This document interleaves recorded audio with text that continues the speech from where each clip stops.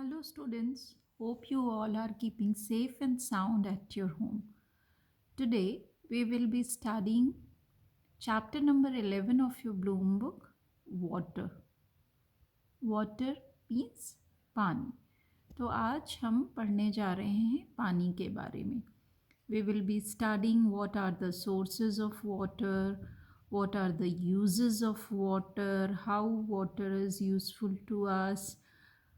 ये सारी चीज़ें हम पढ़ेंगे. पानी हमें कहाँ से मिलता है, कैसा पानी हमें पीना चाहिए और पानी का क्या क्या इस्तेमाल है. Men, animals and plants need water to live.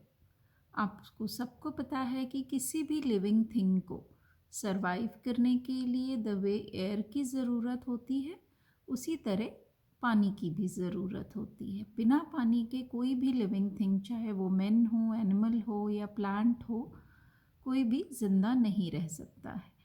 We need water to drink, cook food, bathe and wash clothes. आप सबसे अगर मैं पूछूं कि वाटर की ज़रूरत किसको कहाँ पड़ती है, तो आप मुझे यही बताएंगे कि मैम वाटर हमें पानी पीने के लिए वी ड्रिंक वाटर. मामा खाना बनाती हैं तो उसमें शी कुक्स फूड, तो उसमें पानी की ज़रूरत पड़ती है. नहाने के लिए, कपड़े वॉश करने के लिए, गार्डन में पानी डालने के लिए, घर में मॉपिंग करने या पोछा लगाने के लिए, इन सारी चीज़ों में पानी की ज़रूरत पड़ती है. स्कूल में भी आपको पानी की ज़रूरत पड़ती है. Water is used in farms, factories, schools and offices. हर जगह, चाहे आप कहीं भी हो, चाहे आप खेत में हो, फैक्ट्री में हो, स्कूल में हो या किसी ऑफिस में हो, सभी जगह पानी की ज़रूरत होती है. Wild animals drink water from streams and reverse. जो जंगली जानवर होते हैं, जो जंगल में रहते हैं, वो वहाँ पर नदी से या झरने से, कहीं से भी वो पानी पी लेते हैं. Wild plants get water from rains. और जंगल में जो पौधे उगते हैं उनको बारिश से पानी मिल जाता है. देयर रूट्स सक अप ग्राउंड वाटर. और जो उनकी जड़ें हैं वो ज़मीन के अंदर से पानी जो है वो सोखती हैं. तो this is all about water introduction. अब हम जानेंगे कि स्रोत क्या हैं पानी के. What are the sources of water. पानी हमें कहाँ कहाँ से मिलता है. High mountain peaks are covered with snow. जो ऊंचे ऊंचे पहाड़ों के पीक हैं नॉर्दर्न एरिया में, वो ऊपर से उनमें उस पर स्नो रहता है या वो कवर्ड रहते हैं, ढके हुए रहते हैं बर्फ़ से. और जब गर्मी में तेज सूरज की रोशनी में वो बर्फ़ पिघलती है तो वहाँ से आइस से वो वाटर का फॉर्म लेती है और वो पहाड़ों पे से बहना चालू करती है, जो नीचे आके स्ट्रीम्स, स्प्रिंग्स और लेक्स में कन्वर्ट हो जाती है. In summer the snow melts and form streams, springs and lakes. Stream forms river in the plain. और यही झरने जब समतल ज़मीन पर आते हैं, प्लेन सतह पे आते हैं, तो ये जो है ये रिवर का रूप ले लेते हैं. जैसे गंगा गंगोत्री ग्लेशियर से निकलती है और जब तक वो प्लेन सरफेस पे वाराणसी, उत्तर प्रदेश, हरिद्वार ऐसी जगह पे जब पहुंचती है, तब तक वो काफ़ी बड़ी नदी का रूप ले लेती है. तो यहाँ इस पिक्चर में आप देखिए स्ट्रीम्स एंड रिवर्स, ये स्प्रिंग, लेक, ये आपको कुछ एग्जाम्पल दिए हुए हैं. Rain water goes into the rivers to sea. जो बारिश का पानी होता है वो पहाड़ों पे से, नदियों में, सब जगह जाता है और अल्टीमेटली सारा पानी जो है वो समुद्र में जाके मिल जाता है. It also collect in tank, ponds and lakes. बारिश का पानी हम टैंक में, पॉन्ड में और तालाब, लेक में भी कलेक्ट कर सकते हैं. Some rain water sinks into the earth. और कुछ बारिश का पानी जो है वो पृथ्वी अपने अंदर सोख लेती है. Water in tank and river is soon used in dried up. पर जो कि टैंक का पानी है या पॉन्ड, लेक का पानी है, ये बहुत जल्दी इस्तेमाल हो जाता है और कई बार ये तेज़ सूरज की रोशनी से सूख भी जाता है. So we store water in big dams and make canals. इसीलिए जो बारिश का पानी है, अगर हमें उसे इकट्ठा करके रखना है तो हम उनको डैम्स के द्वारा या बहुत बड़े बड़े नहर कैनल मैन मेड कैनल्स भी होते हैं, उनके द्वारा हम उनको स्टोर करके इकट्ठा करके रख सकते हैं। Water works department purify water and collect it in high tanks. और जो लोग पानी के डिपार्टमेंट में काम करते हैं वो पानी को प्यूरीफाई करते हैं और उनको बहुत ऊंचे ऊंचे टैंक में कलेक्ट कर लेते हैं। It reaches in our taps by pipes, और वो हमारे नलों में पाइप के द्वारा वो पानी की सप्लाई होती है। जो हमारे घरों में पानी की सप्लाई होती है वो वाटर डिपार्टमेंट के द्वारा प्यूरीफाई करी गई होती है। उसकी सफाई होने के बाद ही वो घर के नलकों में आता है। There is also underground water. आप सबको पता है कि अर्थ के नीचे भी पानी है। जब कुएं की खुदाई होती है या हैंड पंप लगता है तो अर्थ के अंदर से ही पानी आता है, उसे हम अंडरग्राउंड वाटर बोलते हैं। And we use this water by the means of wells and pump. जैसा अभी मैंने आपको बताया कि हैंड पंप के द्वारा और कुएं के द्वारा हम उन पानी का इस्तेमाल करते हैं। अब ये तो हो गई सोर्सेस ऑफ वाटर की बात। अब वाटर के बारे में जब हम पढ़ते हैं तो हम जो पानी पीते हैं या जो पानी इस्तेमाल करते हैं वो एक ही पानी नहीं होता है। ड्रिंकिंग वाटर मतलब पीने का पानी, या इसको पोर्टेबल वाटर भी कहते हैं, वो पानी जो पीने लायक हो। जैसा कि हम सभी जानते हैं हमारी पूरी पृथ्वी पे 2/3 of our earth is covered with water. समुद्र है, इतना पानी है क्या, पर क्या वो सभी पानी पीने लायक है? तो आंसर है no, because only 1% of the total water is the drinking water और द पोर्टेबल वाटर। इतने पानी में सिर्फ 1% ही ऐसा पानी है जो पीने लायक पानी है। Water from the tanks, ponds, lakes and rivers is not fit for drinking. तो ये जितने हमें टैंक, पॉन्ड, लेक या नदियाँ दिख रही हैं, इन सब का पानी आप ऐसे ही नहीं पी सकते हो, क्योंकि it is not fit for drinking. क्यों नहीं है वो पीने लायक? क्योंकि उसमें बहुत सारी गंदगी हो सकती है, वो प्यूरीफाई नहीं है, बैक्टीरिया हो सकते हैं जो कि हमें बीमार कर सकते हैं। Many impurities like dirt, waste and dead insects float in water.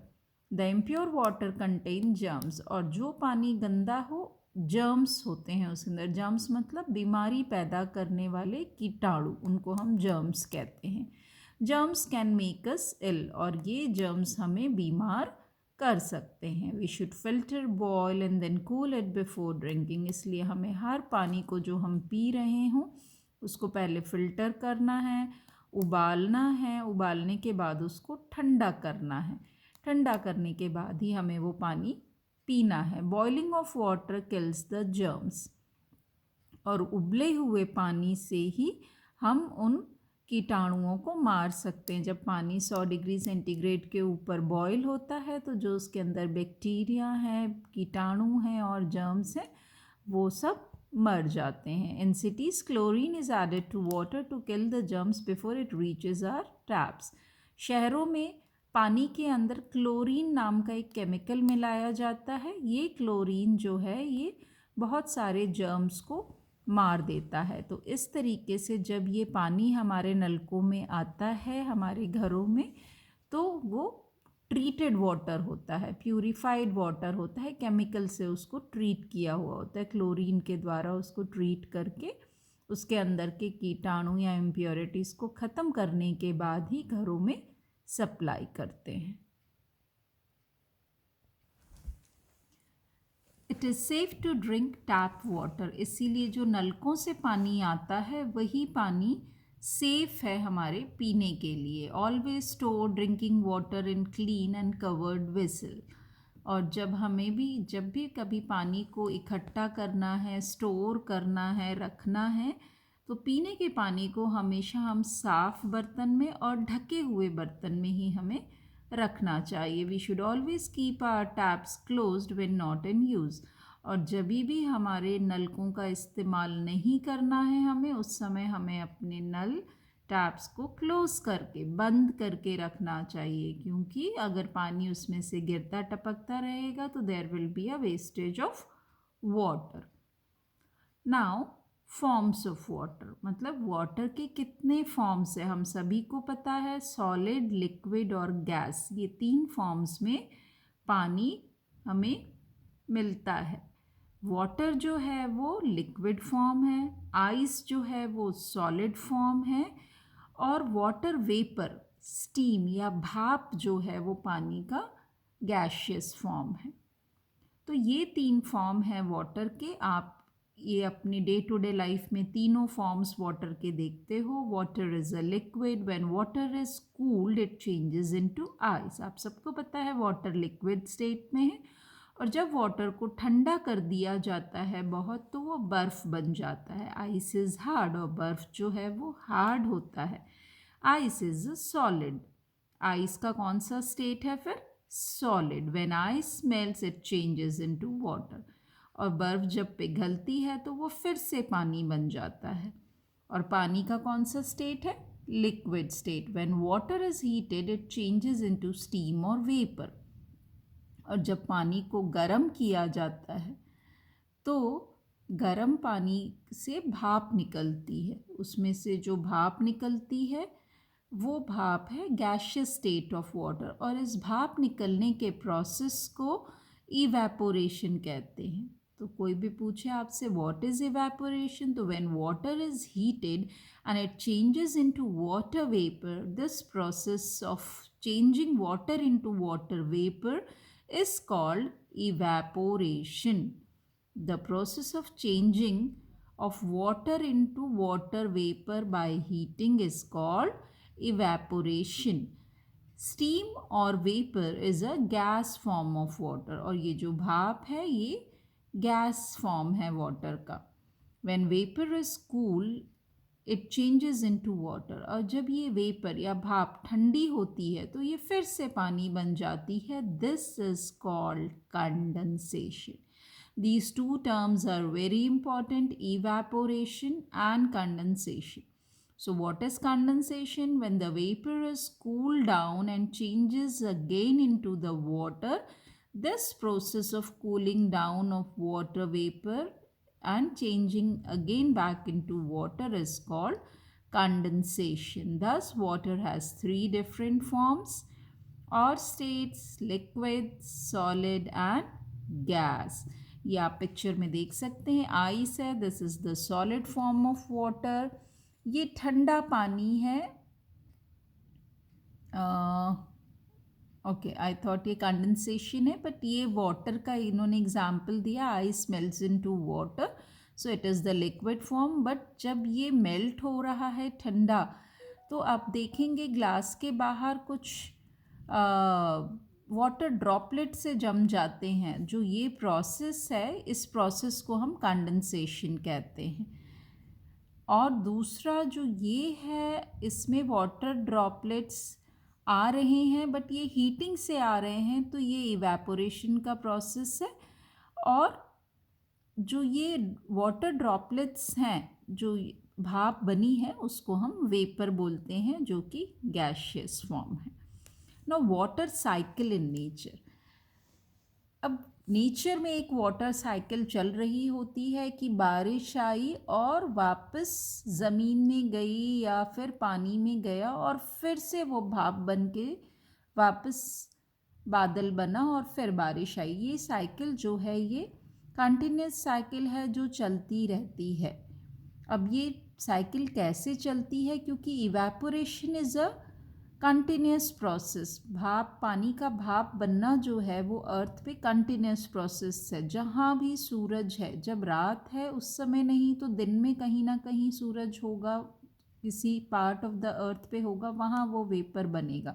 So it is a 24 hour continuous process. तो आपको पता है 3/4 of the earth is sea और फिल्ड विथ वाटर। अर्थ का जो 3/4 भाग है वो समुद्र है जिसमें पानी है।